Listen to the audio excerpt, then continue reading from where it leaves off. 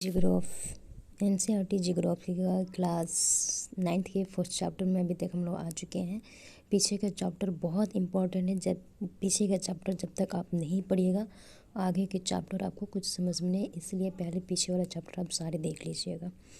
ठीक है, तो हम लोग आते हैं अपने टॉपिक पे। हम लोग का टॉपिक है जलवायु। पिछले 2 अध्यायों में आप हमारे देश के असलाकृतियों और अफवाहों के बारे में पढ़ चुके हैं।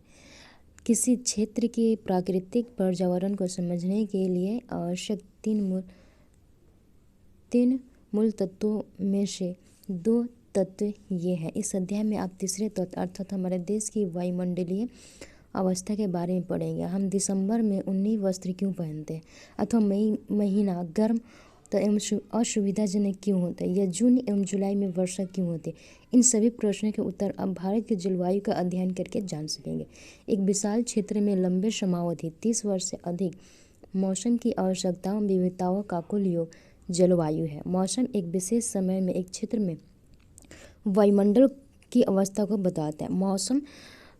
मौसम तथा जलवायु के तत्व जैसे तापमान, वायुमंडलीय दाब, पवन, आर्द्रता एवं वर्षण एक ही होते हैं। आपने अवश्य ध्यान दिया होगा कि मौसम की अवस्था प्राय एक ही दिन में कई बार बदलते हैं, लेकिन फिर भी कुछ सप्ताह, महीनों तथा वायुमंडलीय अवस्था लगभग एक समान ही बने रहते हैं। जैसे दिन गर्म या ठंडे, हवादार या शांत, असमान, बादलों से घिरा या साफ तथा आर्द्र शुष्क हो सकते हैं।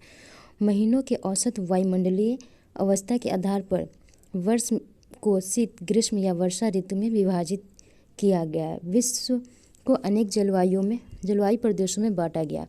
क्या आप जानते हैं भारत की जलवायु कैसी है तथा ऐसा क्यों है? ये सारी जो क्वेश्चन हमारे माइंड में आते हैं, सारी क्वेश्चन के आंसर हमें जब मैप को देखेंगे, समझेंगे कि आखिर ऐसा क्यों होता है, तो हमें सारे क्वेश्चनों के आंसर मिल जाएंगे। मानसून शब्द की उत्पत्ति अरबी शब्द मौसमी से हुई है, जिसका शाब्दिक अर्थ मौसम है। मौसम का अर्थ एक वर्ष के दौरान वायु की दिशा में ऋतु के अनुसार परिवर्तन है। भारत की जलवायु को मानसूनी जलवायु कहा जाता है। एशिया में इस प्रकार की जलवायु मुख्यतः दक्षिण तथा दक्षिण पूर्व में पाई जाती है। दक्षिण तथा जैसे ये दक्षिण वाला भाग हो गया और दक्षिण पूर्व, इन सब क्षेत्रों में मानसूनी जलवायु पाई जाती है।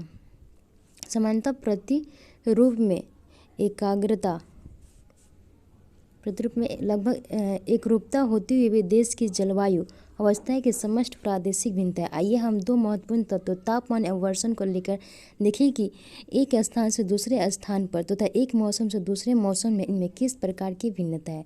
गर्मियों में राजस्थान के मरुस्थल में कुछ स्थानों पर तापमान लगभग 50 डिग्री सेल्सियस तक पहुंच जाता है, जबकि जम्मू कश्मीर के पहलगाम में तापमान लगभग 20 सेंटीमीटर रहता है। सर्दी की रात में जम्मू कश्मीर में ट्रांस का तापमान -45 डिग्री सेल्सियस हो सकता है, जबकि थिरुवनंतपुरम में 22 डिग्री हो सकता है। कुछ क्षेत्रों में रात दिन के तापमान में बहुत अंतर होता है। थार के मरुस्थल में दिन का तापमान 50 डिग्री सेल्सियस तक हो सकता है, जबकि उसी रात यह नीचे गिरकर 15 डिग्री सेल्सियस तक पहुंच जाता है। क्यों होता है? क्योंकि बालू जितना जल्दी गर्म होता है उतना ही जल्दी ठंडा भी हो जाता है, इसीलिए दिन का तापमान ज़्यादा बढ़ जाता है और जो रात का तापमान होता है वो बहुत ज़्यादा गिर जाता है। अब देखें वर्षण की ओर ध्यान देते हैं। वर्षण के रूप तथा प्रकार में ही नहीं बल्कि इसकी मात्रा एवं ऋतु के अनुसार वितरण में भी भिन्नता होती है। हिमालय में वर्षण अधिकतर हिम क्षेत्रों में होता है। देश के शेष भाग में यह वर्षा के रूप में था। जब वार्षिक वर्षण में भिन्नता मेघालय में 400 सेंटीमीटर से लेकर लद्दाख एवं पश्चिमी राजस्थान में यह 10 सेंटीमीटर से भी कम होती है। देश के अधिकतर भागों में जून से दिसंबर तक वर्षा होती है। देश का जो अधिकतर भाग है उसमें वर्षा कब होती है? जून से सितंबर तक। ये आपका 1 लाइनर क्वेश्चन में आ सकता है। लेकिन कुछ क्षेत्रों में तमिलनाडु तट ये सब हो गए नीचे के। अधिकतर वर्षा अक्टूबर-नवंबर में होती है। सामान्य रूप से तटीय क्षेत्रों में तापमान में अंतर कम होता है। देश के आंतरिक भागों में मौसमी या ऋतुनिष्ठ अंतर अधिक होता है। उत्तरी मैदान में वर्षा की मात्रा सामान्यतः पूर्व से पश्चिम की ओर घटती है। उत्तरी मैदान में जो उत्तरी मैदान जो हो गया, ये इंडिया हो गया, इंडिया का ये जो भाग होता है ये उत्तरी मैदान होता है। उत्तरी मैदान में वर्षा की मात्रा सामान्यतः पूरब से पश्चिम की ओर घटती जाती है, यानी पूरब में ज़्यादा होती है तो पश्चिम में घटते घटते धीरे धीरे कम हो जाती है। ये भिन्नताएं लोगों के जीवन में विविधताएं लाती है, यानी कि भिन्नताएं, कहीं पे ज़्यादा कहीं पे कम, ये सारी चीज़ें जो होती है, कहीं पे पहनावा कुछ और है, कहीं पे खाने पीने की चीज़ें अलग हैं, कहीं की भाषा अलग है, इसी को विविधता कहा जाता है। उनके भोजन, वस्त्र, घरों के प्रकार में भी दिखते हैं। ये घर भी हो सकता है, वस्त्र भी हो सकते हैं उन लोग के। राजस्थान के घरों की दीवारें मोटी तथा चपटी क्यों होती है? क्योंकि जो राजस्थान में जो हवाएं चलती है वो बालू और धूल कण उठाते हुए वो इतनी ज़्यादा बढ़ती है जिससे कि वहाँ की जो दीवारें होती है वो मोटी और छत जो होती है वो चपटी होती है। वहाँ के लोग भी मोटे मोटे कपड़े पहनते हैं ताकि इन बालू और धूल कणों से वो बच सके। अब आते हैं जलवायु नियंत्रण। किसी भी क्षेत्र की जलवायु को नियंत्रण करने वाला 6 प्रमुख कारक है: अक्षांश, ऊंचाई, वायु दाब एवं पवन दाब, समुद्र से दूरी, महासागरीय धाराएं तथा उच्चावच लक्षण। पृथ्वी की गोलाई के कारण इसे प्राप्त सौर ऊर्जा की मात्रा अक्षांशों के अनुसार अलग होती है। इसके परिणाम स्वरूप तापमान विषुववृत्त से ध्रुवों की ओर समानतः घटता जाता है। जब कोई व्यक्ति पृथ्वी की सतह से ऊंचाई की ओर जाता है तो वायुमंडल की सघनता कम हो जाती है तथा तापमान घट जाता है। इसीलिए पहाड़ या गर्मी के मौसम में भी ठंडी होती है। किसी भी क्षेत्र का वायु दाब एवं पवन दाब उस स्थान के अक्षांश तथा ऊंचाई पर निर्भर करती है। इस प्रकार यह तापमान एवं वर्षा के वितरण को प्रभावित करता है। समुद्र का जलवायु पर समकारी प्रभाव पड़ता है। जैसे जैसे समुद्र से दूरी बढ़ती है तथा प्रभाव कम होता जाता है, लोग विषम मौसमी अवस्थाओं को महसूस करते हैं। इसे महाद्वीपीय अवस्था में बहुत अधिक गर्म एवं सर्दी में बहुत अधिक ठंडा कहते हैं। महासागरीय धाराएं समुद्र से तट की ओर चलने वाली जो धाराएं चलने वाली हवाओं के साथ तटीय क्षेत्रों के जलवायु को प्रभावित करती है। समुद्र से तट की ओर जो धाराएं चलती है उसे महासागरीय धाराएं कहते हैं। कोई भी तटीय क्षेत्र जहां गर्म या ठंडी जलधाराएं बहती है और वायु की दिशा समुद्र से तट की ओर जाती है तब वह तट गर्म या ठंडा हो जाएगा। अंत में आते हैं हम लोग,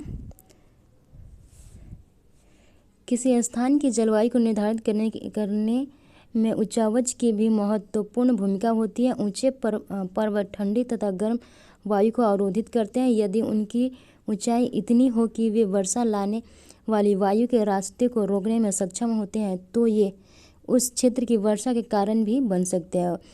पर्वतों के पवन विमुख ढाल अपेक्षाकृत सूखे होता है। भारत की जलवायु को प्रभावित करने वाले कारक 6 कारक हैं, जिसमें पहला है अक्षांश। कर्क वृत्त देश के मध्य भाग, कर्क जो है विषुवत रेखा से ऊपर कर्क रेखा और ये मकर रेखा, ये मान लीजिए ग्लोब है, ठीक है। जो वृत्त कर्क वृत्त देश के मध्य भाग पश्चिम में कच्छ के रण से लेकर पूर्व में मिजोरम तक होकर गुजरती है। हम लोग पहले चैप्टर में पढ़े हैं कि कर्क रेखा भारत के किन किन राज्यों से गुजरती है, तो ये 7 राज्यों से होकर गुजरती है: गुजरात, मध्य प्रदेश, छत्तीसगढ़, झारखंड, उड़ीसा, त्रिपुरा और मिजोरम। देश का लगभग आधा भाग कर्क वृत्त देश में स्थित है, जो उष्णकटिबंधीय क्षेत्र में। कर्क वृत्त के उत्तर में स्थित शेष भाग उपोष्ण कटिबंध कहते हैं। अब उपोष्ण के जैसे कि ये हो गया, ये उष्ण हो गया, ये उपोष्ण हो गया, यानी कि सूर्य जब विषुवत रेखा के नज़दीक होता है तो यहाँ पे गर्मी ज़्यादा पड़ती है। जैसे जैसे ये ऊपर जाएगा थोड़ी ठंडी और थोड़ी गर्मी। ऊपर जाएगा तो पूरी ठंडी यानी ज़्यादा पड़ती है। फिर उसी तरह नीचे भी होता है। इसके लिए मैंने एक अलग चैप्टर बना रखा, आप जाके वहाँ पे देख सकते हैं। मैप से रिलेटेड ही वीडियो है। उष्णकटिबंधीय में जलवायु दोनों उपस्थित है। अब आते हैं ऊंचाई। भारत के उत्तर में हिमालय पर्वत है। इसकी औसत ऊंचाई लगभग 6000 मीटर। भारत का तटीय क्षेत्र भी विशाल है, जहां अधिकतम ऊंचाई लगभग 300 मीटर है। हिमालय मध्य एशिया से आने वाली ठंडी हवाओं को भारतीय उपमहाद्वीप में प्रवेश करने से रोकता है। जो हिमालय है, मध्य एशिया से आने वाली जो ठंडी हवाएं होती है, वो हिमालय पर्वत उसे रोकता है। पर्वतों के कारण इस क्षेत्र में मध्य एशिया की तुलना में ठंड कम पड़ती है। वायु दाब एवं पवन। भारत में जलवायु तथा संबंधी मौसमी अवस्थाएं निम्नलिखित वायुमंडलीय अवस्थाओं से संचालित होती है। वायु दाब एवं धरातलीय पवन, ऊपरी वायु परिसंचरण तथा पश्चिमी चक्रवाती विक्षोभ तथा उष्ण कटिबंधीय, तीन जो है वायुमंडलीय अवस्थाओं को संचालित करती है। तो भारत उत्तर पूर्वी व्यापारिक पवनें वाले क्षेत्र में स्थित है। ये पवनें उत्तरी गोलार्ध में उपोष्ण कटिबंध उच्च दाब पट्टियों से उत्पन्न होती है। उपोष्ण कटिबंध जो है, मैं एक बार फिर से डिस्क्राइब कर देती हूँ। ये ग्लोब हो गया, ये उष्ण कटिबंध, ये उपोष्ण कटिबंध। और इंडिया हम लोग ऑलरेडी जानते हैं कि ये उत्तरी गोलार्ध में है। ठीक है, उत्तरी गोलार्ध में है। तो जो कर्क रेखा है भारत के बीचों बीच आधे आधे भाग में बांटती है। ठीक है, तो उपोष्ण यहाँ पे उष्ण उपोष्ण यानी कि थोड़ी ठंडी और थोड़ी गर्मी। ठीक है, और यहाँ पे जो इंडिया के मैप में जो ऊपर जो हिमालय है, ये इधर ज़्यादा ठंडा होता है, यहाँ पे ज़्यादा ठंडी है, क्योंकि सूरज की किरण यहाँ पे नहीं पहुँच पाती, इसलिए यहाँ पे बहुत ज़्यादा ठंडी होती है। यहाँ पे थोड़ी ठंडी थोड़ी गर्मी, और यहाँ पे सबसे ज़्यादा गर्मी। तो जो अफ्रीका है, ये भाग यहाँ पे अफ्रीका में बीच भाग में विषुवत रेखा के नज़दीक है, इसीलिए अफ्रीका के लोग ज़्यादा काले होते हैं। ठीक है, एक सेकेंड। उत्तरी उपोष्ण कटिबंधीय उष्णकटिबंधीय से उत्पन्न होती है। ये दक्षिण की ओर बहती है। कोरियालिस बल के कारण दाहिनी और विक्षेपित होकर विषुवतीय निम्न दाब वाले क्षेत्रों की ओर बढ़ती है। जब भी हवाएं बहेगी तो उच्च दाब से निम्न दाब की ओर बढ़ती है। इन पवनों में नमी की मात्रा बहुत कमी होती है, क्योंकि ये स्थलीय भागों से उत्पन्न होती है। स्थल का मतलब कि अगर ये मिट्टी का स्थल है, तो स्थल से जो हवाएं उठेगी, इसमें नमी नहीं रहेगा, क्योंकि स्थल के पास तो पानी नहीं रहती है। लेकिन जो सागरीय हवाएं बहती है, जैसे कि ये महासागर हो गया, तो महासागर से जो हवाएं बटेगी, ये समुद्र के तरफ से तट की तरफ जाएगी। जब तट की तरफ जाएगी तो अपनी तरफ से समुद्र ऑलरेडी पानी है, पानी में से नमी वही नमी लेते हुए जाती है, तो वर्षा होती है। क्योंकि ये स्थलीय भागों पर उत्पन्न होती है एवं बहती है, इसलिए इन पवनों के द्वारा वर्षा कम या नहीं होती है। इस प्रकार भारत को शुष्क क्षेत्र होना चाहिए, लेकिन ऐसा नहीं है। आइए देखिए कि पृथ्वी कोआलरिस बल क्या है, ये इंपॉर्टेंट है। पृथ्वी के घूर्णन के कारण उत्पन्न आभासी बल को कोरियालिस बल कहते हैं। इस बल के कारण पवनें उत्तरी गोलार्ध में दाहिनी ओर तथा दक्षिणी गोलार्ध में बाईं ओर विक्षेपित हो जाती है। इसे फेरेल का नियम कहा जाता है।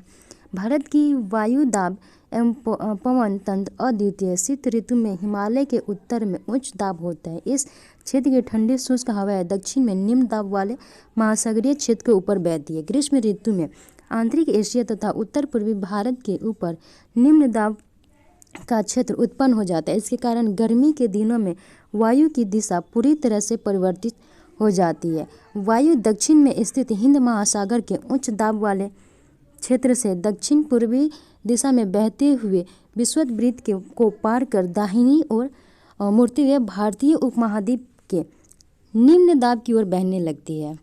इन्हें दक्षिण पश्चिम मानसून पवनों के नाम से जाना जाता है। ये पवनें कृष्ण महासागरों से ऊपर से बहती है, नमी ग्रहण करती है तथा भारत की मुख्य भूमि पर वर्षा करती है। इस प्रदेश में ऊपरी वायु परिसंचरण पश्चिमी प्रवाह के प्रभाव में रहता है। इस प्रवाह का एक मुख्य घटक जेट धारा है। जेट धारा लगभग 27 डिग्री से 30 डिग्री उत्तर अक्षांशों के बीच स्थित है, इसलिए इन्हें उपोष्णकटिबंधीय पश्चिमी जेठ धाराएं कहा जाता है। भारत में यह जेठ धाराएं ग्रीष्म ऋतु को छोड़कर पूरे वर्ष हिमालय के दक्षिण में प्रवाहित होती है। यह पश्चिमी प्रवाह के द्वारा देश के उत्तर एवं उत्तर पश्चिमी भाग में पश्चिमी चक्रवात कहलाती है। ये छोटे छोटे जो टॉपिक हैं ये बहुत ही इम्पोर्टेंट है, इसे याद करना बहुत ज़रूरी है, समझना भी ज़रूरी है। गर्मियों में सूर्य की आभासी गति के साथ ही उपोष्णकटिबंधीय पश्चिमी जेठ धारा हिमालय के उत्तर में चली जाती है। एक पूर्वी जेठ धारा जिसे उपोष्णकटिबंधीय पूर्वी जेठ धारा कहा जाता है, गर्मी के महीने में परिद्वीपीय भारत के ऊपर लगभग 14 डिग्री उत्तरी अक्षांश में प्रवाहित होती है। अब आते हैं जेठ धारा। जेठ धारा क्या है? ये एक संकरी पट्टी में स्थित क्षोभ मंडल में अत्यधिक ऊंचाई यानी 12,000 मीटर से अधिक वाली पश्चिमी हवाएं होती है। इनकी गति 110 किलोमीटर प्रति घंटा, ये आपका क्वेश्चन बन सकता है, एवं सर्दी में 184 किलोमीटर प्रति घंटा होती है। बहुत ही अलग अलग जेठ धाराओं को पहचानिए। इनमें से स्थिर मध्य अक्षांशीय एवं उपोष्ण कटिबंधीय जेठ धाराएं हैं। पश्चिमी चक्रवाती विक्षोभ। सर्दी के महीनों में उत्पन्न होने वाला पश्चिमी चक्रवाती विक्षोभ भूमध्य सागरीय क्षेत्र से आने वाले पश्चिमी प्रवाह के कारण होता है। ये प्रायः भारत के उत्तर एवं उत्तर पश्चिमी क्षेत्रों को प्रभावित करता है। उष्णकटिबंधीय चक्रवात मानसूनी महीनों के साथ साथ अक्टूबर एवं नवंबर के महीनों में आते हैं तथा ये पूर्वी प्रवाह के एक भाग होते हैं एवं देश के तटीय क्षेत्रों को प्रभावित करते हैं। क्या आपने आंध्र प्रदेश एवं उड़ीसा के तटों पर उनके द्वारा किए गए विनाशों के बारे में पढ़ा? जब चक्रवात आते हैं तो बहुत सारे पेड़ पौधे, घर, वहाँ के क्षेत्र के बारे में जानवर, जंगली जानवर, जो पालतू जानवर होते हैं, सारे बहुत चीज़ की हानि होती है, इंसानों की भी हानि होती है। यहाँ पे हम देख रहे हैं मैप में कैसे दिखाया गया है। ये प्रशांत महासागर है, ये इंडिया है, और यहाँ पे हिंद महासागर, ये बंगाल की खाड़ी है, ये अरब सागर, ये तिब्बत का पठार है जो दिखाया गया ऊपरी अभिसरण है, ये विषुवत रेखा है, ठीक है, और ये कर्क रेखा है। नीचे आएंगे तो मकर रेखा है, ठीक, 23.5 डिग्री पे। तो ये पौने देखिए, हिंद महासागर से जो पौने होती है नीचे से देख रहे हैं कि ये ऊपर की तरफ बढ़ रही है, ठीक है, और जो बंगाल की खाड़ी से जो हवाएं होती है देखिए वे कैसे होते हैं, ये उत्तर पूरब से किधर किधर जा रही है, दक्षिण पश्चिम की तरफ जा रही है, ठीक। तो जो एक सेकेंड मैं आपको एक और चीज़ क्लियरिटी कर देना चाहती हूँ। ये जो पौने, ये सिंगल लाइन में जो धरातल ये पौने, ये धरातल से उठने वाली है, ठीक है, और ये जो डबल एरो से दिखाया गया वो उपोष्ण पश्चिमीय जेट स्ट्रीम है, ठीक है, ये जेट स्ट्रीम गया ऊपर गया है, तिब्बत के पठार की तरफ गया है, और इधर ये नीचे गया है। अब आते हैं, ये जो ऊपर का दिया गया जनवरी महीने के दौरान मौसम की स्थिति को दर्शाया गया है। अब जो चित्र 4.3 है ये जून महीने के को दर्शाया गया है। तो जून महीने में क्या है कि ये जो सिंगल लाइन है ये धरातलीय पौने, धरातल से उठ के चलने वाली पौने हैं। उसके बाद उष्णकटिबंधीय पूर्वी जेट स्ट्रीम है, ये जो पूरब से पश्चिम की तरफ जा रही है, डॉटेड लाइन वाली। उसके बाद ये उपोष्ण पश्चिमी जेट स्ट्रीम, उपोष्ण पश्चिमी जो ये पश्चिम से उत्तर की ओर जा रही है, हल्की उत्तर पूरब की तरफ जा रही है, ठीक है। विषुवत रेखा, कर्क रेखा और मकर रेखा आप देख रहे हैं कैसे कैसे ये पौने किधर से उठती है और किधर जा रही है। यहाँ पे सारी चीज़ों को डिफाइन किया गया है। अब आते हैं नेक्स्ट में भारतीय मानसून। भारत की जो जलवायु है मानसूनी पौने से बहुत अधिक प्रभावित है। ऐतिहासिक काल में भारत को आने वाले नाविकों ने सबसे पहले मानसून परिघटना पर ध्यान दिया था। पवन तंत्र की दिशा उलट जाने या उत्क्रमण के कारण इन्हें लाभ, चूँकि उनके जहाज पवन के प्रवाह की दिशा पर निर्भर थे। अरबवासी जो व्यापारियों की तरह भारत आए थे उन लोगों ने पवन तंत्र के इस मौसमी उत्क्रमण को मानसून नाम दिया। मानसून का प्रभाव उष्णकटिबंधीय क्षेत्रों में लगभग 20 डिग्री उत्तर और 20 डिग्री दक्षिण के बीच रहता है। मानसून की प्रक्रिया को समझने के लिए निम्न तथ्य मौजूद है। पहला है, स्थल तथा जल के गर्म एवं ठंडे होने के विभेदरी प्रक्रिया के कारण भारत के स्थल पर निम्न दाब का क्षेत्र उत्पन्न होता है, जबकि इसके आसपास के समुद्र के ऊपर उच्च दाब का क्षेत्र बनता है। ग्रीष्म ऋतु के दिनों में अतः उष्णकटिबंधीय अभिसरण क्षेत्र की स्थिति गंगा के मैदान की ओर खिसक जाती है। यह विषुवतीय गर्त है जो प्रायः विषुवत वृत्त से 5 डिग्री उत्तर में स्थित होता है। इस मानसून ऋतु में मानसून गर्त के नाम से जाना जाता है। अब आते हैं लास्ट सेकेंड है हिंद महासागर में मेडागास्कर के पूर्व लगभग 20 डिग्री दक्षिणी अक्षांश में उच्च दाब वाला क्षेत्र होता है, और इस उच्च दाब वाले क्षेत्र की स्थिति एवं तीव्रता भारतीय मानसून को प्रभावित करती है। ग्रीष्म ऋतु में तिब्बत का पठार बहुत ही अधिक गर्म हो जाता है, जिसके परिणाम स्वरूप पठार के ऊपर समुद्र तल से लगभग 9 किलोमीटर की ऊंचाई पर तीव्र ऊर्ध्वाधर वायु धाराओं एवं उच्च दाब का निर्माण होता है। ग्रीष्म ऋतु में हिमालय के उत्तर पश्चिमी जेट धाराओं तथा भारतीय प्रायद्वीप के ऊपरी उष्ण कटिबंधीय पूर्वी जेट धाराओं का प्रभाव होता है। अब आते हैं अंत उष्ण कटिबंधीय अभिसरण क्षेत्र किसे कहते हैं। ये विषुवत अक्षांशों के में विस्तृत गर्त एवं निम्न दाब का क्षेत्र होता है। यहीं पर उत्तर पूर्वी एवं दक्षिण पूर्वी व्यापारिक पवनें आपस में मिलती है। यह अभिसरण क्षेत्र विषुवत वृत्त के लगभग समानांतर होता है, लेकिन सूर्य की आभासी गति के साथ साथ यह उत्तर दक्षिण की ओर खिसकता है। इसके अतिरिक्त दक्षिणी महासागरों के ऊपर दाब की अवस्थाओं में परिवर्तन भी मानसून को प्रभावित करता है। समांतर जब दक्षिणी प्रशांत महासागर के उष्णकटिबंधीय पूर्वी भाग में उच्च दाब होता है, तब हिंद महासागर के उष्णकटिबंधीय पूर्वी भाग में निम्न दाब होता है।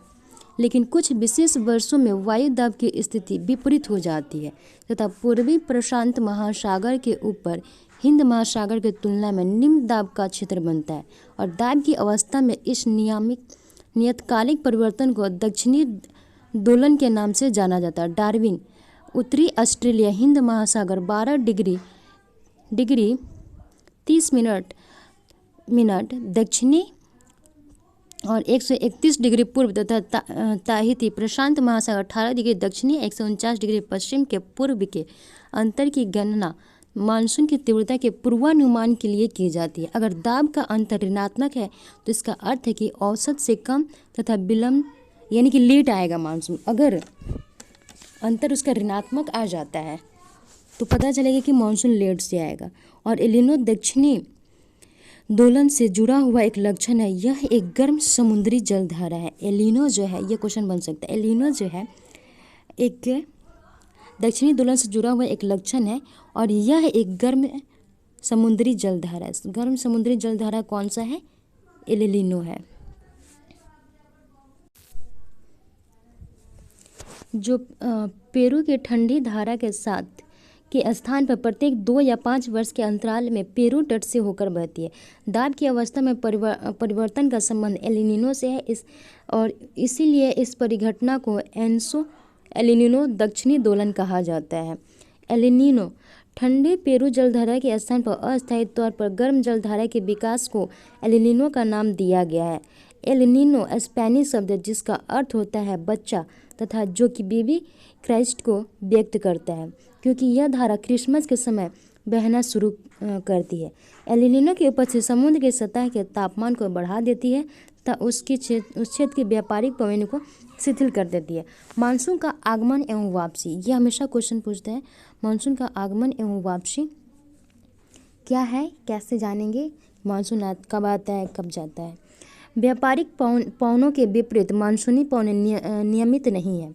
जो व्यापारिक पवनें जो हमेशा बहती है उसके अकॉर्डिंग जो मानसूनी जो पवनें होता है नियमित नहीं, कोई जरूरी नहीं कि हाँ उसका एक टाइम फिक्स है वो तभी आएगा, वो कभी भी आ सकता है।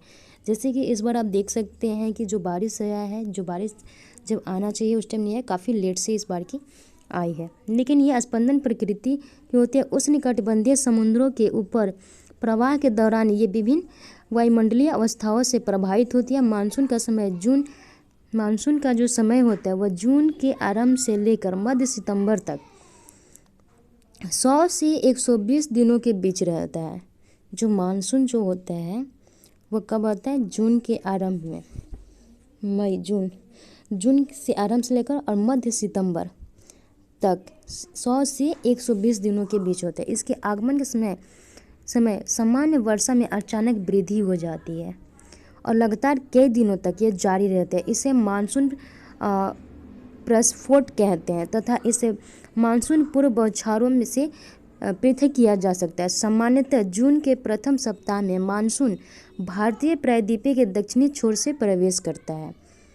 जो मानसून बौछार जून के प्रथम सप्ताह में मानसून भारतीय प्रायद्वीप के दक्षिणी छोर से। अब भारतीय प्रायद्वीप क्या है, हम लोग देखे हैं कि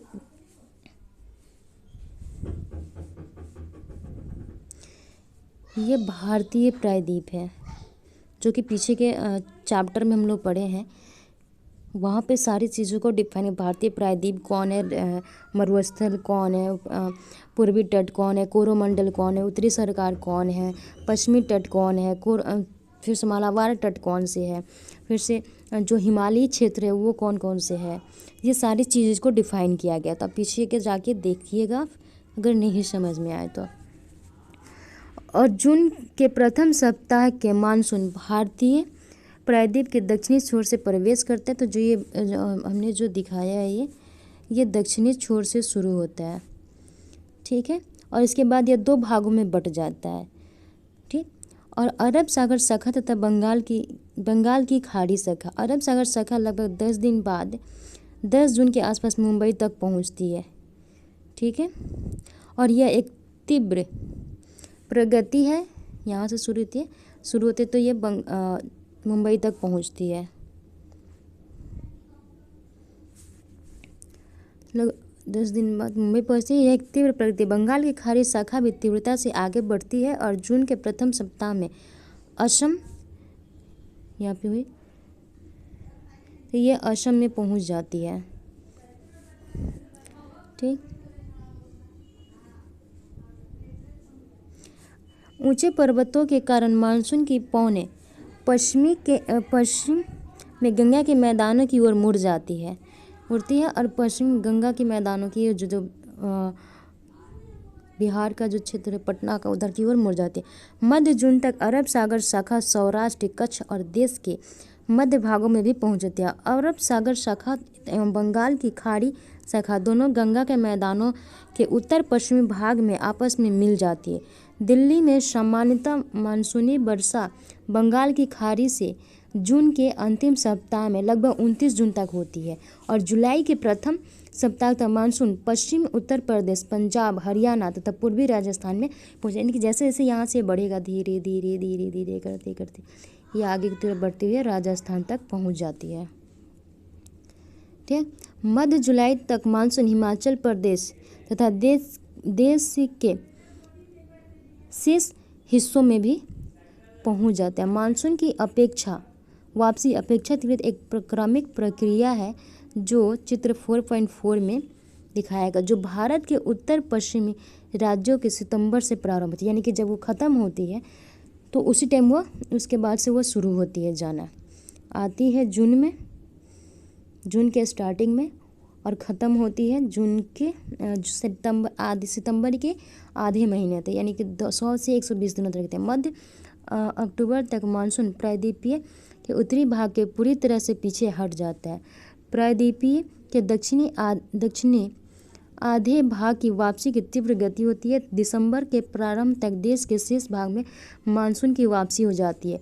द्वीपों पर मानसून की सबसे पहली वर्षा होती है। यह क्रमशः दक्षिण से उत्तर की ओर अप्रैल के अंतिम सप्ताह से लेकर द्वीपों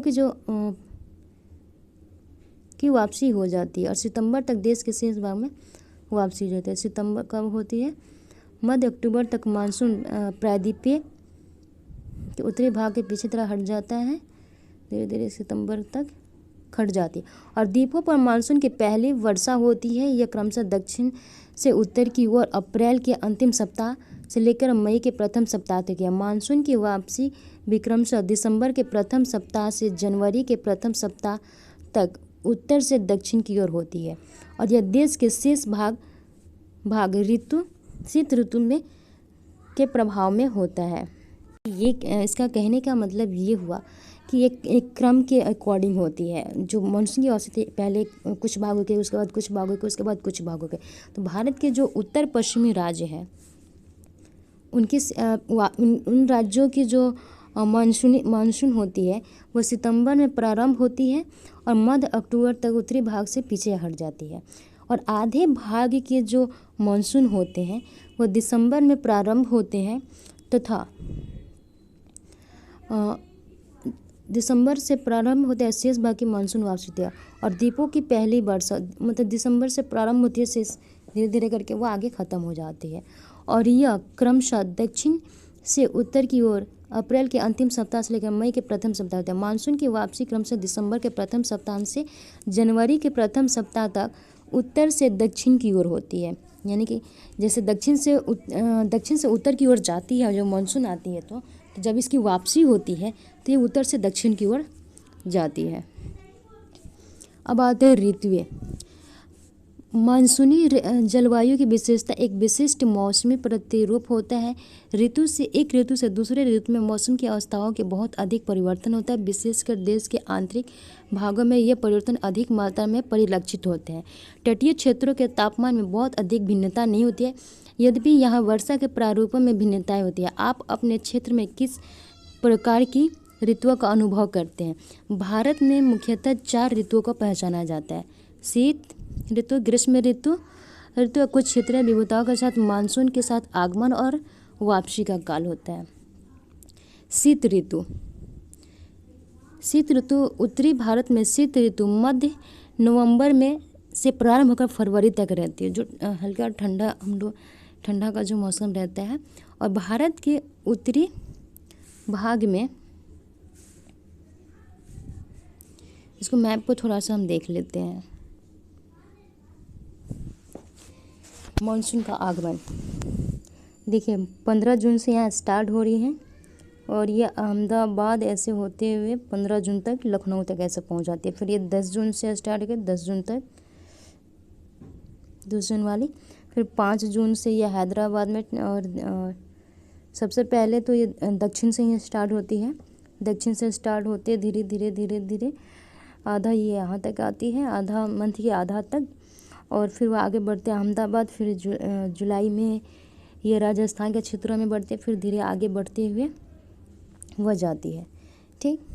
और जब इसका रिटर्निंग होता है, ये जून मानसून का ये आगमन दिखाया। फिर 5 जून से आप देख रहे हैं यहाँ पे बंगाल की खाड़ी से होती है, जो सीधे उत्तर की दिशा की तरफ जा रही है।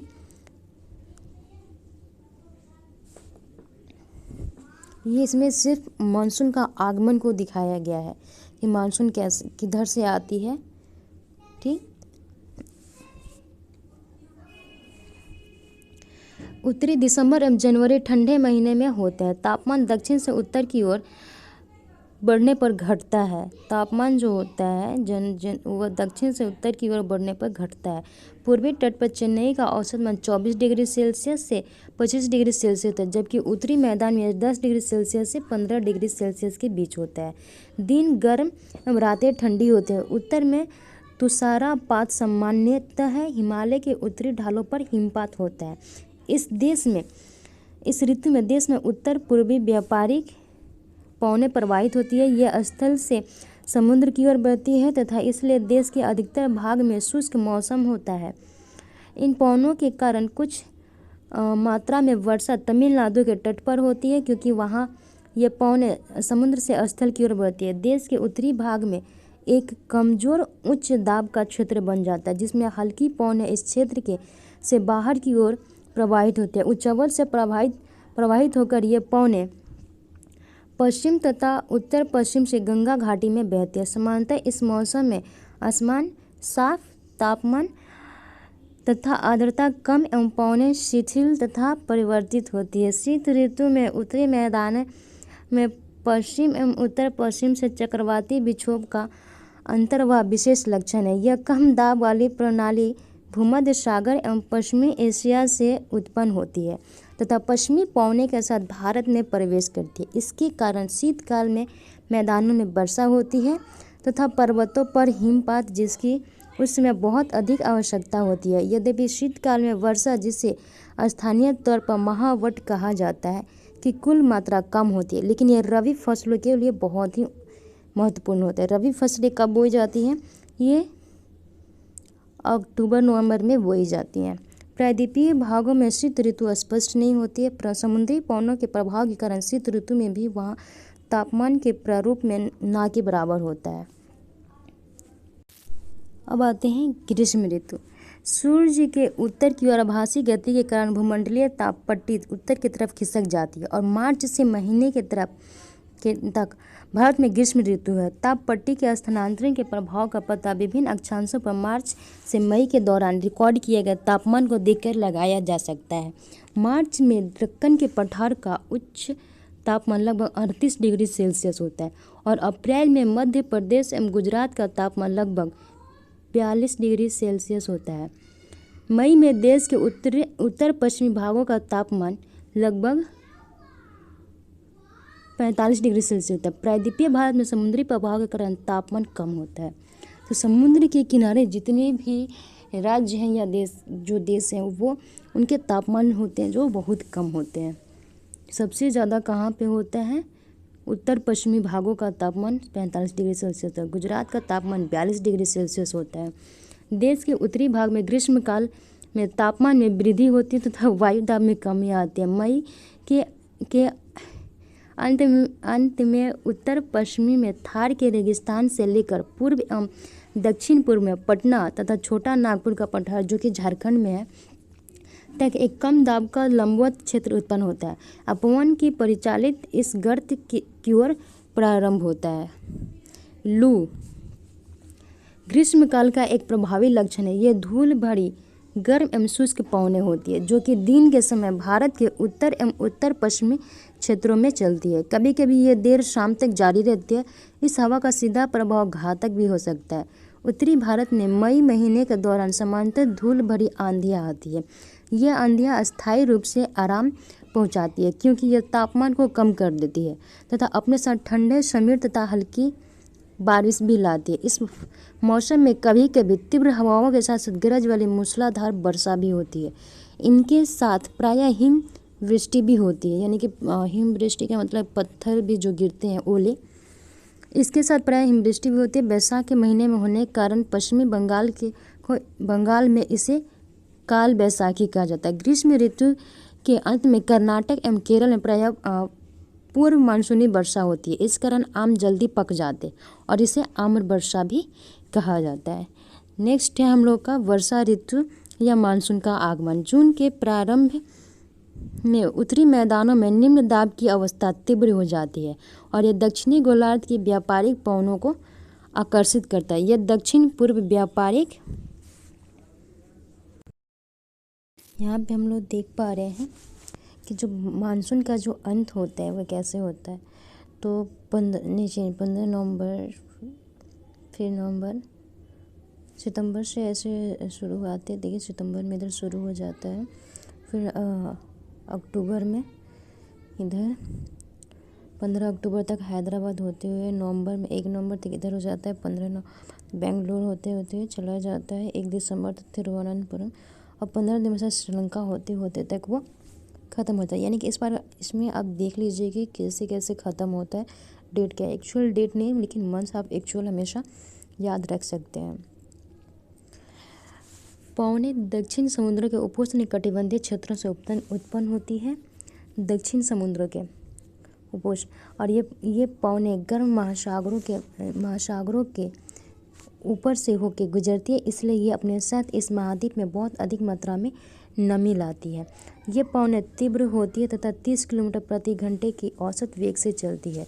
सुदूर उत्तर पूर्वी भाग को छोड़कर ये मानसूनी पवनें देश के शेष भाग में लगभग 1 महीने में पहुंच जाती है। दक्षिण पश्चिम मानसून का भारत में अंतर्वाह यहाँ के मौसम को पूरी तरह परिवर्तित कर देता है। मौसम के प्रारंभ में पश्चिमी घाट के पवनमुखी भागों में भारी वर्षा लगभग 250 सेंटीमीटर से अधिक होती है। दक्कन का पठार या मध्य प्रदेश के कुछ भागों में भी वर्षा होती है। यद्यपि ये क्षेत्र वृष्टिवया क्षेत्र के अंतर्गत आते हैं। इस मौसम की अधिकतर वर्षा देशों के उत्तर पूर्वी भागों में होती है। खासी पहाड़ी, खासी, गारो और जो जयंत जो पूर्वांचल की जो पहाड़ियाँ है के दक्षिणी भागों में स्थित माशिनराम विश्व के सबसे अधिक औसत वर्षा वाला, ये भी एक ऑब्जेक्टिव क्वेश्चन पूछा हुआ है कि सबसे वर्षा वाला क्षेत्र कौन सा है, तो वह माशिनराम जो कि मेघालय के पास है। माशिनराम विश्व के सबसे अधिक वर्षा, गंगा की घाटी में पूर्व से पश्चिम की ओर वर्षा की मात्रा घटती जाती है, यानी पूर्व से पश्चिम की वर्षा घटती जाती है। राजस्थान एवं गुजरात के कुछ भागों में बहुत कम वर्षा होती है। मानसून से संबंधित एक अन्य परिघटना वर्षा में विराम, इस प्रकार इसमें आर्द्र एवं शुष्क दोनों तरह के अंतराल होते हैं। दूसरे शब्दों में मानसूनी वर्षा एक समय में कुछ दिनों तक ही रहती है। इसमें वर्षा रहित अंतराल भी होते हैं। मानसून में आने वाले ये विराम मानसूनी गर्त की गति से संबंधित होते हैं। ये विभिन्न कारणों से गर्त एवं इसका अक्ष उत्तर या दक्षिण की ओर खिसकता है, जिसके कारण वर्षा का स्थानिक वितरण सुनिश्चित होता है। जब वर्षा के गर्त का अक्ष मैदान के ऊपर होता है तब इन भागों में वर्षा अच्छी होती है। दूसरी ओर जब अक्ष हिमालय के समीप जाता है तब मैदानों में लंबे समय तक शुष्क अवस्था बनी रहती है तथा हिमालय के नदियों के पर्वतीय जलग्रहण क्षेत्रों में विस्तृत वर्षा होती है। इस भारी वर्षा के कारण मैदानी क्षेत्रों में विनाशकारी बाढ़ें आती है एवं जान माल की हानि भी या क्षति भी होती है। उष्ण कटिबंधीय निम्न तीव्रता की एवं आवृत्ति भी मानसूनी वर्षा की मात्रा एवं समय को निर्धारित करते हैं। यह निम्न दाब का क्षेत्र बंगाल की खाड़ी के ऊपर बनता है तथा मुख्य स्थलीय भाग को पार कर जाता है। यह गर्त निम्न दाब के मानसून गर्त के अक्ष के अनुसार होता है। मानसून को इसकी अनिश्चितता के लिए जाना जाता है कि वह अनिश्चित समय पे आती है। शुष्क एवं आर्द्र स्थितियों की तीव्रता, आवृत्ति एवं समय काल में भिन्नता, जिसके कारण यदि एक भाग में बाढ़ आती है तो दूसरा भाग सूख जाता है। इस आगमन एवं वापसी प्रायः अव्यवस्थित होता है, इसलिए यह कभी कभी देशों के किसानों के कृषि कार्यों को अव्यवस्थित करता है। मानसून की वापसी कैसे होती है? अक्टूबर नवंबर के दौरान दक्षिण की तरफ सूर्य के आभासी गति के कारण मानसून गर्त या निम्न दाब वाला गर्त उत्तरी मैदानों के ऊपर शिथिल हो जाता है। धीरे धीरे उच्च दाब प्रणाली इसका स्थान ले लेती है। दक्षिण पश्चिम मानसून शिथिल हो जाते हैं तथा धीरे धीरे पीछे की ओर हटने लगते हैं। अक्टूबर के प्रारंभ में मानसून पवनें उत्तर के मैदान से हट जाती है, अक्टूबर तक आते आते। अक्टूबर एवं नवंबर का महीना गर्म वर्षा ऋतु से शीत वर्षा ऋतु में परिवर्तित का काल होता है। मानसून की वापसी से आसमान साफ एवं तापमान में जो होता है वह वृद्धि हो जाती है। दिन का तापमान उच्च होता है जबकि रात ठंडी और सुहावनी होती है। स्थल अभी भी आर्द्र होता है। उच्च तापमान एवं आर्द्रता वाली अवस्था के कारण दिन का मौसम असहाय हो जाता है। इसे सामान्यतः क्वार की उमस के नाम से जाना जाता है। अक्टूबर के उत्तरार्ध में विशेषकर उत्तरी भारत में तापमान तेजी से गिरने लगता है। मानिसराम जो है विश्व के सबसे अधिक वर्षा वाला क्षेत्र है। यह स्टैलेग्माइट और स्टैलेक्टाइट गुफाओं के लिए भी प्रसिद्ध है।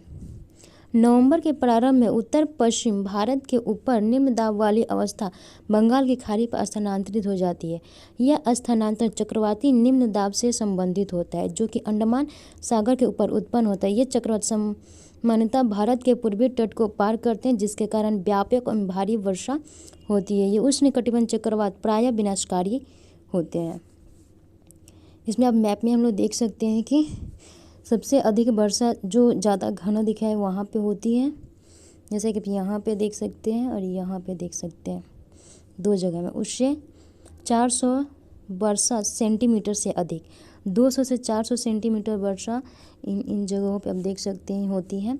उसके बाद 100 से 200 ये ज़्यादा डार्क वाले में होती हैं। ये कौन कौन से जगह आते हैं आप इन्हें देख सकते हैं। 60 से 100 में ये आ जाते हैं आपको, ज़्यादा डार्क वाला में इधर भी है, हल्के हल्के हैं। और ये जो हल्के वाले हैं ये आ गए, फिर उससे हल्के वाले में ये सब आ जाते हैं आपको, यहाँ भी कुछ है। और सबसे कम है 0 से डार्क में जो ये आ जाते हैं आपको, ठीक है। इस प्रकार आप देख सकते हैं कि सबसे ज़्यादा वर्षा किन क्षेत्रों में होती है, सबसे कम वर्षा कुछ किन किन क्षेत्रों में होती है। ज्योग्राफी एक ऐसा सब्जेक्ट है जो विदाउट मैप का नहीं समझा सकता, और इसीलिए मैंने ओनली मैप का भी वीडियो अपलोड करके रखा है, आप उसमें देख सकते हैं। और वही है मौसमी वर्षा है जो जून सितंबर का है। अब आते हैं वार्षिक वर्षा। जो वार्षिक वर्षा है वो उसके बारे में दिखाया गया, वो भी सेम ही है। कहाँ पे जो उसमें अधिक होती है वो भी इसमें भी सेम ही है, कुछ खास डिफरेंस नहीं। फिर भी मैं थोड़ा देर के लिए रुक के दिखा देती हूँ, आप इसे देख लीजिए। अब आते हैं गोदावरी, कृष्णा, कावेरी नदियों के सघन आबादी वाले डेल्टा प्रदेश में अक्सर चक्रवात आते रहते हैं। गोदावरी, कृष्णा और जो कावेरी है उसमें हमेशा चक्रवात आते हैं, कारण बड़े पैमाने पर जान माल की क्षति होती है। कभी कभी ये चक्रवात उड़ीसा, पश्चिम बंगाल एवं बांग्लादेश के तटीय क्षेत्र में पहुंच जाते हैं। कोरोमंडल तट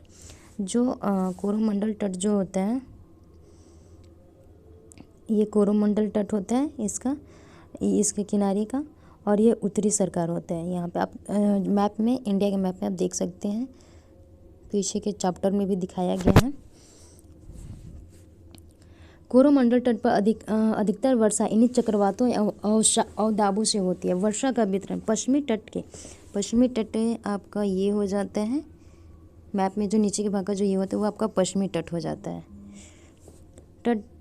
पश्चिमी तट के भागों एवं पूर्वी भारत में लगभग 400 सेंटीमीटर अधिक वर्षा होती है, किंतु पश्चिमी राजस्थान एवं इससे सटे पंजाब, हरियाणा, गुजरात के भागों में 60 सेंटीमीटर से भी कम वर्षा होती है। दक्षिणी पठार के आंतरिक भागों में सह्याद्री के कुछ पूर्व में भी वर्षा की मात्रा समान रूप से कम होती है। इन क्षेत्रों में वर्षा की मात्रा कम क्यों होती है? जम्मू कश्मीर के लेक में भी वर्षा की मात्रा कम होती है। देश के सभी हिस्सों में वर्षा की मात्रा हिमपात हिमालयी क्षेत्रों तक सीमित होती है।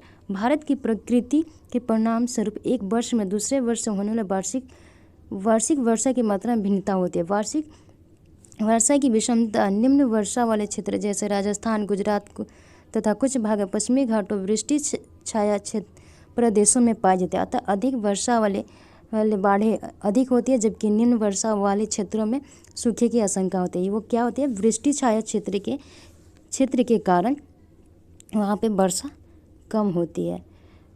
मानसून एकता का परिचायक। अब पहले भी पढ़ चुके हैं कि हिमालय अत्यंत ठंडी पवनों से भारतीय उपमहाद्वीप की रक्षा करता है। इसके कारण अपेक्षाकृत उच्च अक्षांशों के बावजूद उत्तरी भारत में निरंतर ऊंचा तापमान बना रहता है। इसी प्रकार प्रायद्वीपीय पठार में तीनों ओर से समुद्र के प्रभाव के कारण ना तो अधिक गर्मी पड़ती है और ना अधिक सर्दी। इस समकारी प्रभाव के कारण तापमान की दिशाओं में बहुत कम अंतर पाए जाते हैं, परंतु फिर भी भारतीय प्रायद्वीप का मानसून की एकता का प्रभाव बहुत ही स्पष्ट है। पवन की दिशाओं का ऋतुओं के अनुसार परिवर्तन तथा उनसे संबंधित ऋतु की दशाएं ऋतु चक्रों को एक के लय प्रदान करती है। वर्षा की अनिश्चितता तथा उसका असमान वितरण मानसून का एक विशिष्ट लक्षण है। संपूर्ण भारतीय भूदृश्य, इसके जीवन तथा वनस्पति, इसका कृषि चक्र, मानव जीवन तथा उसके त्यौहार उत्सव सभी इस मानसूनी लय के चारों ओर घूम रहे हैं। उत्तर से दक्षिण और पश्चिम से पूरब तक संपूर्ण भारतवासी प्रति वर्ष मानसून के आगमन की प्रतीक्षा करते हैं। यह मानसून हमें जल प्रदान कर कृषि की प्रक्रिया में तेजी लाती है एवं संपूर्ण देश को एक सूत्र में बांधती है। नदी घाटियाँ जो इन जलों का संवहन करते हैं उन्हें भी एक नदी घाटी इकाई नाम दिया जाता है। अब आते हैं हम लोग क्वेश्चन आंसर में। नीचे दिए गए स्थानों को किस स्थान पर विश्व में सबसे अधिक वर्षा होती है? वो है मानेसराम में। ग्रीष्म ऋतु में उत्तरी मैदानों में बहने वाले पवन को निम्नलिखित में से क्या कहा जाता है? लू कहा जाता है। निम्नलिखित में कौन सा कारक भारत के उत्तर पश्चिम भाग में शीत ऋतु में होने वाली वर्षा के लिए उत्तरदायी है? तो यह पश्चिमी विक्षोभ है। नेक्स्ट है हम लोगों का, भारत में मानसून का आगमन निम्नलिखित कब होता है? मानसून का आगमन आपको जून में प्रारंभ होता है। लेकिन कौन सी भारत में शीत ऋतु की विशेषता है? शीत ऋतु की विशेषता गर्म दिन और ठंडी रातें। निम्नलिखित प्रश्नों के उत्तर दे दिए। भारत की जलवायु को प्रभावित करने वाले कारक कौन कौन से हैं? भारत में मानसूनी प्रकार के जलवायु क्यों है? भारत के किस भाग में दैनिक तापमान अधिक होता है? किन पवनों के कारण मलाबार तट पर वर्षा अधिक थी? ये सारे क्वेश्चन के नीचे, उसके नीचे जितने सारे क्वेश्चन हैं उसके आंसर आगे दिया गया, आप देख सकते हैं। ये आपको तालिका दिखाया, जनवरी फरवरी मार्च में बेंगलुरु में ये डाटा दिखाया गया है। इसे ही पढ़ लेते हैं हम लोग। जो मेन टॉपिक है ये ऐसे वन लाइनर क्वेश्चन यहाँ पे दिया गया है। मौसम तथा जलवायु तत्व जैसे तापमान, वायुमंडलीय दाब, आर्द्रता तथा वर्षण एक ही होते हैं। वायुमंडलीय दाब, पवन, आर्द्रता और वर्षण एक ही होते हैं। मानसून शब्द की उत्पत्ति अरबी शब्द मौसम से, जिसका शाब्दिक अर्थ है मौसम। मानसून का अर्थ एक वर्ष के दौरान वायु की दिशा में ऋतु के अनुसार परिवर्तन है। भारत की जलवायु को मानसूनी जलवायु कहा जाता है। इस प्रकार के जलवायु मुख्यतः दक्षिण तथा दक्षिण पूर्वी एशिया में पाई जाती है। किसी भी क्षेत्र के जलवायु को नियंत्रित करने वाले 6 प्रमुख कारण हैं: अक्षांश, तुंगता, ऊंचाई, वायु दाब, पवन तंत्र, समुद्र से दूरी, महासागरीय धाराएं और उच्चावच लक्षण। महासागरीय धाराएं समुद्र से तट की ओर चलने वाली हवाओं के साथ तटीय क्षेत्रों की जलवायु को प्रभावित करते हैं। उदाहरण के लिए कोई भी तटीय क्षेत्र जहां गर्म एवं ठंडी जलधाराएं बहती है और वायु की दिशा समुद्र से तट की ओर हो, तब वह तट गर्म या ठंडा हो जाएगा। देश का लगभग आधा भाग कर्क वृत्त के दक्षिण में स्थित है, जो उष्णकटिबंधीय क्षेत्र है। कर्क वृत्त के उत्तर में स्थित शेष भाग उपोष्णकटिबंधीय। भारत के उत्तर में हिमालय पर्वत है। इसकी ऊंचाई लगभग 6000 मीटर है और भारत के तटीय क्षेत्र विशाल है, जहाँ अधिकतम ऊंचाई 30 मीटर है। भारत की जलवायु तथा संबंधित मौसम अवस्थाएं निम्नलिखित है। वायुदाब तथा धरातलीय पवनें, ऊपरी वायु परिसंचरण, पश्चिमी चक्रवाती विक्षोभ तथा उष्णकटिबंधीय चक्रवात। कोलियासिस बल, पृथ्वी के घूर्णन के कारण उत्पन्न आभासी बल को कोलियासिस बल कहते हैं। इस बल के कारण पवनें उत्तरी गोलार्ध में दाहिनी ओर तथा दक्षिणी गोलार्ध में बाईं ओर विक्षेपित हो जाती है। इसे फेरल का नियम कहते हैं। ये भी मेरा ऑब्जेक्टिव क्वेश्चन बन सकता है। जेट धारा है, यह एक संकरी पट्टी में क्षोभमंडल की अत्यधिक ऊंचाई 12000 मीटर से अधिक ऊंचाई वाले पश्चिमी हवाएं होती है। इनकी गति 110 किलोमीटर प्रति घंटा गर्मी में और सर्दी में 144 किलोमीटर प्रति घंटा होती है। बहुत सी अलग अलग जेट धाराओं की पहचान की गई। उनमें से सबसे स्थिर मध्य अक्षांशीय एवं उपोष्ण जेट धारा है। जेट धाराएं लगभग 27 डिग्री से 30 डिग्री उत्तरी अक्षांशों में स्थित होती है, इसलिए इन्हें उपोष्णकटिबंधीय पश्चिमी जेट धाराएं कहा जाता है। और पूर्वी जेट धाराएं भी जिसे उष्णकटिबंधीय पूर्वी जेट धाराएं कहा जाता है। गर्मी के दिनों में प्रायद्वीपीय भारत के ऊपर लगभग 14 डिग्री उत्तरी अक्षांश में प्रवाहित होती है। दाब की अवस्था में परिवर्तन का संबंध एलिनिनो से है। एलिनिनो ठंडी पेरू जलधारा के स्थान पर अस्थायी तौर पर गर्म जलधारा के विकास को एलिनिनो का नाम दिया। एलिनिनो स्पेनिश शब्द है जिसका अर्थ होता है बच्चा तथा जो बेबी क्राइस्ट को व्यक्त करता है। क्योंकि यह धारा क्रिसमस के समय बहना शुरू होती है और एलिनिनो की उपस्थिति समुद्र की सतह से तापमान को बढ़ा देता है। मानिसराम विश्व के सबसे अधिक वर्षा वाला क्षेत्र है। यह स्टैलेक्टाइट और स्टैलेकाइटाइट गुफाओं के लिए भी प्रसिद्ध है। सबसे अधिक वर्षा जो हम लोग पीछे क्वेश्चन पढ़े हैं उसके आंसर अब मिल रहे हैं आपको। वो एक नोट्स था, शॉर्ट नोट्स था जो समझे। मानिसराम, ग्रीष्म ऋतु में उत्तरी मैदान में बहने वाली पवनी को क्या कहा जाता है? लू कहा जाता है। निम्नलिखित में कौन सा कारण भारत के उत्तर पश्चिमी भाग में शीत ऋतु में होने वाली वर्षा के लिए उत्तरदायी है? पश्चिमी विक्षोभ है। भारत में मानसून का आगमन निम्नलिखित में से कब होता है? जून के प्रारंभ में। निम्नलिखित में कौन सी भारत में शीत ऋतु की विशेषता है? गर्म दिन एवं ठंडी रातें। भारत के जलवायु को प्रभावित करने वाले कारण अक्षांश, ऊंचाई, वायुदाब एवं पवन तंत्र, समुद्र से दूरी, महासागरीय धाराएं, उच्चावच लक्षण। भारत के मानसूनी प्रकार की जलवायु क्यों? भारत में मानसूनी जलवायु क्या निम्नलिखित है? भारत की जलवायु मानसूनी पवनें बहुत अधिक प्रभावित है। मानसून का प्रभाव उष्णकटिबंधीय क्षेत्रों में लगभग 20 डिग्री उत्तर और 20 डिग्री के बीच रहता है। दक्षिण स्थल तथा जल के गर्म एवं ठंडे होने के विभेदी प्रक्रिया के कारण भारत के स्थल भाग पर निम्न दाब का क्षेत्र उत्पन्न होता है, जबकि इनके आसपास समुद्र के ऊपर उच्च दाब का क्षेत्र बनता है। ग्रीष्म ऋतु के दिनों में अंतः उष्णकटिबंधीय अभिसरण क्षेत्र की स्थिति गंगा के मैदान की ओर खिसक जाती है। हिंद महासागर मेडागास्कर के पूर्व लगभग 20 डिग्री दक्षिणी अक्षांश के ऊपर उच्च दाब वाला क्षेत्र होता है।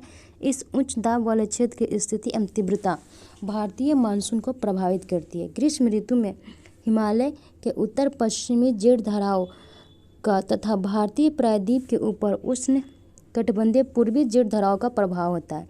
एल नीनो दक्षिणी दोलन की घटना सक्रिय रहती है। नेक्स्ट क्वेश्चन है हम लोग का, भारत के किस भाग में दैनिक तापमान अधिक होता है एवं क्यों?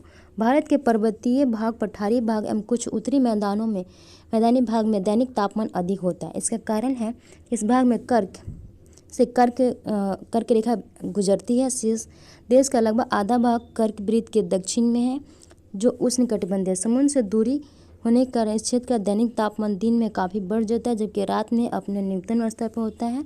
कर्क वृत्त के उत्तर में स्थित भाग से उपोष्ण कटिबंध है और इस वृत्त के आसपास दिन में तापमान अधिक होता है। किन पवनों के कारण मलाबार तट पर वर्षा होती है? मलाबार तट केरल के दक्षिणी तटीय एवं पूर्वी तटीय भाग, यहाँ दक्षिण पश्चिमी मानसूनी पवनों के कारण यहाँ भारी वर्षा होती है। जेठ धाराएं क्या है? जेठ धाराएं क्या है तथा वे किस प्रकार से भारत के जलवायु को प्रभावित करती है? जेठ धारा एक संकरीय पट्टी में स्थित क्षोभ मंडल है। 1200 मीटर से अधिक ऊंचाई पर प्रभावित पश्चिमी धाराएं ये लगभग 20 डिग्री से 30 डिग्री उत्तरी अक्षांशों के बीच होती है, इसलिए इन्हें उपोष्ण कटिबंधीय पश्चिमी जेठ धाराएं भी कहा जाता है। भारत में जेठ धाराएं ग्रीष्म ऋतु का छोड़कर पूरे वर्ष हिमालय के दक्षिण में प्रवाहित होती है और यह इस पश्चिमी प्रवाह के कारण देश के उत्तर तथा पश्चिमी भाग में पश्चिमी चक्रवाती विक्षोभ आते हैं। गर्मियों में सूर्य की आभासी गति के साथ ही उपोष्ण कटिबंधीय पश्चिमी जेठ धाराएं हिमालय के उत्तर में चली जाती है। मानसून को परिभाषित करें। मानसून में विराम से आप क्या सकते हैं? यह एक वर्ष के दौरान वायु की दिशा में ऋतु के अनुसार परिवर्तन को मानसून कहते हैं। मानसून में विराम एक परिघटना है जिसमें मानसूनी वर्षा एक समय में कुछ दिनों तक ही होती है। इनमें वर्षा रहित अंतराल भी होते हैं। जब वर्षा में विराम आता है तो इसमें दो अवस्थाएं होती हैं, एक गर्त का अक्ष मैदान के ऊपर होता है जब वर्षा होती है और दूसरी जब वर्षा रुक जाती है।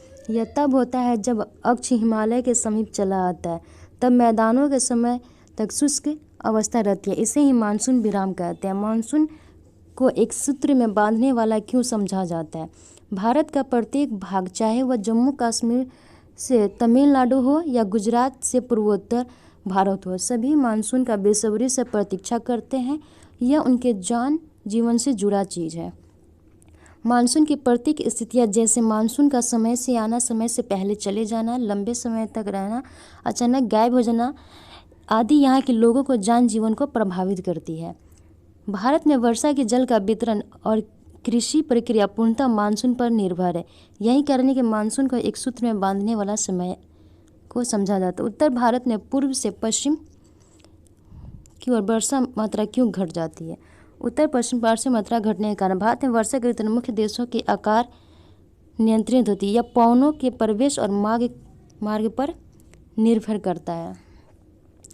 दक्षिण पश्चिमी मानसून बंगाल की खाड़ी में प्रवेश कर भारत उत्तरी पूर्वी भाग में अधिक वर्षा लाती है।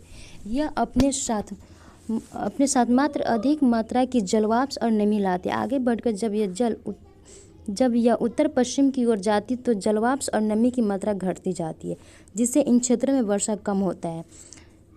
कारण बताएं। भारतीय उपमहाद्वीप में वायु की दिशा में मौसमी परिवर्तन क्यों होता है? भारतीय उपमहाद्वीप में वायु दिशा में मौसमी परिवर्तन निम्नलिखित कारण है। विभिन्न मौसम में वायु दाब और पवन तंत्र भिन्न होता है। शीत ऋतु में हिमालय के उत्तर में उच्च दाब होता है। इस क्षेत्र की ठंडी शुष्क हवाएं दक्षिण में निम्न दाब वाले महासागरीय क्षेत्र के ऊपर बहती है। ग्रीष्म ऋतु में आंतरिक एशिया एवं उत्तर पूर्वी भारत के ऊपर निम्न दाब का क्षेत्र उत्पन्न होता है, जिसके कारण गर्मी दिनों में वायु की दिशा पूरी तरह परिवर्तित हो जाती है। तीसरा है, वर्षा ऋतु में दक्षिण में हिंद महासागर के उच्च दाब वाले क्षेत्र से बहते हुए वायु भारतीय उपमहाद्वीप पर स्थित निम्न दाब की ओर बहने लगती है, जिसे दक्षिणी पश्चिमी मानसून पौने कहा जाता है। यही कारण है कि वायु की दिशा मौसम में परिवर्तन होती है। भारत में अधिकतर वर्षा कुछ ही महीने में होती है। भारत में वर्षा का मुख्य कारण यह रहने मानसूनी पवनें हैं जो कुछ ही महीने जून से सितंबर तक बहती है। इन महीनों में भारत का स्थलीय भाग बहुत गर्म होता है और महासागरीय भाग कम गर्म होता है, जिससे हिंद महासागर के ऊपर उच्च दाब उत्पन्न होता है और वायु के इस उच्च दाब से इस महाद्वीप के स्थल से निम्न दाब की ओर बहने के कारण यह अपने साथ बहुत अधिक मात्रा में जलवाष्प और नमी लाती है, जो इन दिनों वर्षा का प्रमुख कारण होते हैं। जलवायु किसे कहते हैं? एक विशाल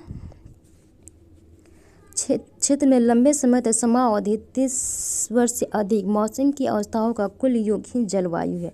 मानसून किसे? मानसून का एक वर्ष के दौरान वायु की दिशा में ऋतु के अनुसार परिवर्तन। एक वर्ष के दौरान वायु की दिशा में ऋतु के अनुसार जो परिवर्तन होता है। मौसम में जलवायु के मुख्य अवयव कौन से हैं?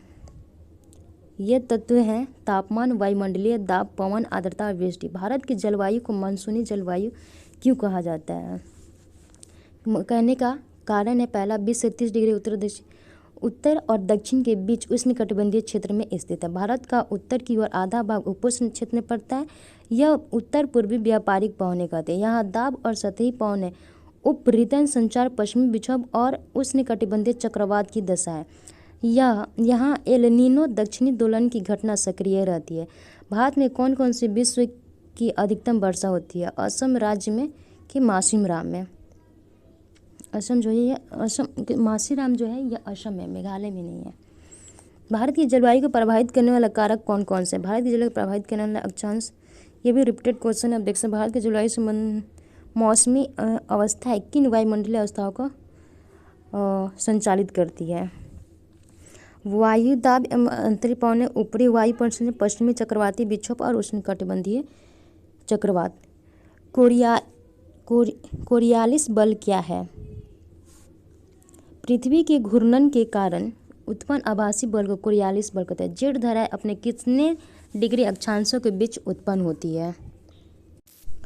27 से 30 डिग्री अक्षांशों के बीच। जेट धाराएं क्या है?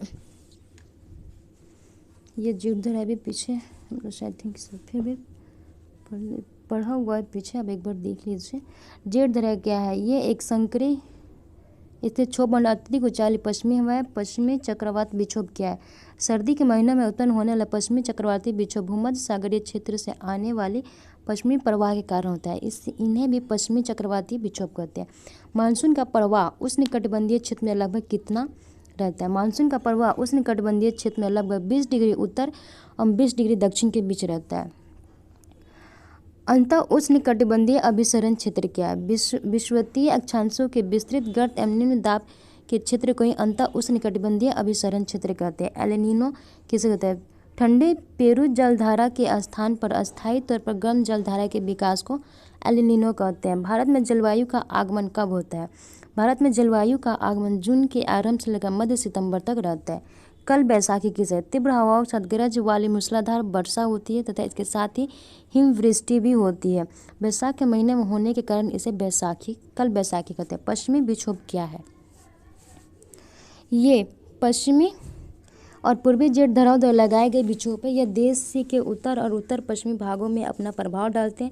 भारत के द्वीप समूहों में कब वर्षा होती है? अप्रैल के प्रथम सप्ताह में यह मई माह के प्रथम सप्ताह तक वर्षा प्राप्त करते हैं। जलवायु किसे कहते हैं? भारत की जलवायु किसे? भारत की जलवायु की मानसूनी जलवायु है। मानसूनी जलवायु विश्व के किन भागों में पाई जाती है? मानसूनी जलवायु मुख्यतः दक्षिण तथा दक्षिण पूर्वी एशियाई में पाई जाती है। भारत जलवायु समानता प्रतिरूप में एक रूपता होती हुई देश की जलवायु अवस्था में प्रादेशिक भिन्नताएं स्पष्ट कीजिए। गर्मियों में राजस्थान में मध्य के कुछ स्थानों पर तापमान 50 डिग्री से ऊपर जाता है, जबकि जम्मू कश्मीर के पहलगाम में तापमान लगभग 20 डिग्री से रहता है सेंटीमीटर रहता है। सर्दी की रात में जम्मू कश्मीर में द्रास के तापमान 45 डिग्री से तक हो सकता है, जबकि तिरुवनंतपुरम 20 डिग्री से ही रहता है।